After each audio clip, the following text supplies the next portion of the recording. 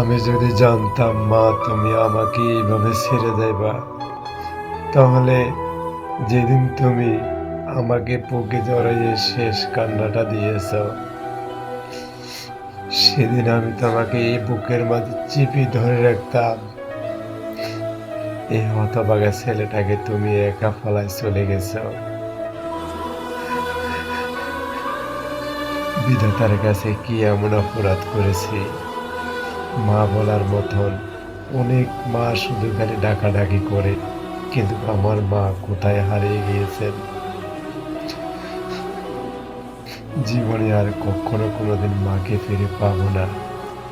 তাই মৃত্যুর শেষ আগে পর্যন্ত তোমার জন্য আমি দোয়া করি মা। তুমি যেন আমার হতভাগা সন্তানের জন্য একটু তুমি দোয়া করো। আল্লাহ তোমাকে বেহেশতে নসিব করুক।